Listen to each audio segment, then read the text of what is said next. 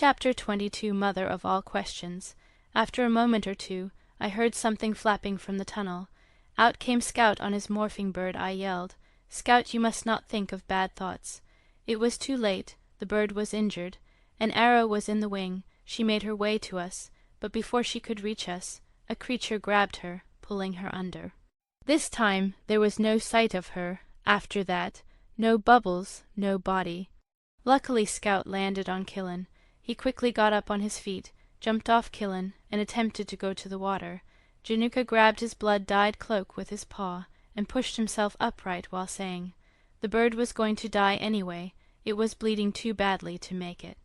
Scout said, "You fool, you know nothing. That bird was not only a bird, but she was my love.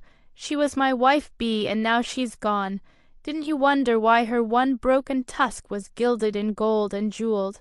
When Lady Lanu turned her from a dwarf into a morphing animal, she could morph into anything but her original form. My love ran her tusk into Lady Lanu, piercing her heart, almost killing her. In revenge, Lady Lanu took one of the things I treasured, my love's voice. So she was no more a dwarf, but an animal in the eyes of others. Vowed I would get Lanu for that, and I shall have her in my revenge." Now it started to make sense. I called up the ugly creature by command, which later I named it, a Gurk. She came to the slab's edge in her own form of beauty. "I am sorry the curse of no regret is all that was given to me. Your mother gave me this for you and you alone." She gave me a package made from a water-weed carefully folded. I unwrapped it slowly. To my surprise it was the pendant that was missing. Looking at me with expectation, "You have the gift of one question. I shall answer it in truth, but one is all you have been given. I shall await the time of your question."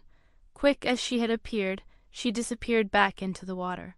We looked at the pendant in awe. The pendant was black with no symbol to show its power. I had a feeling it wasn't a good power. Something felt incomplete about it, some kind of unspoken sorrow.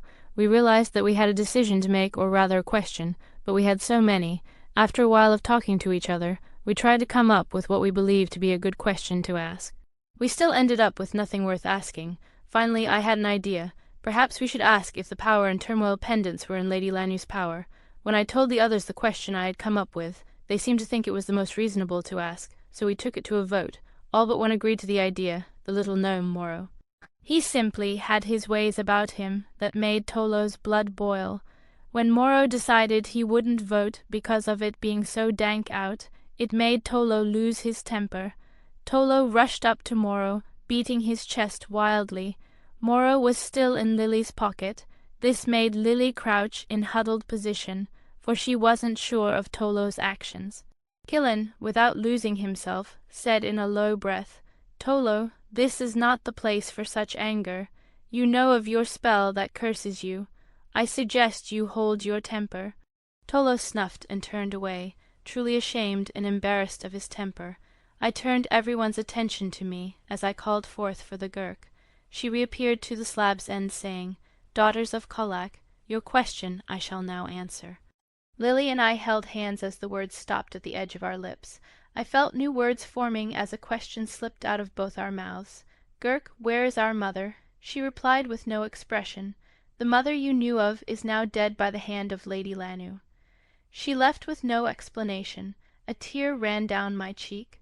I didn't care to wipe it. I was too hurt all alone until I felt Lily's hand tighten on mine. I knew I wasn't truly alone. I had my sister and she had me. We had made new true friends that would always be there for us. It was time for us to be there for them. We had to go on, and we had to be strong to find Lady Lanu and defeat her. If all went well, we would set the land right again. We turned to see the others, with their faces down. They had already known about our mother. We could tell by the way they looked up, uncertain of our reaction.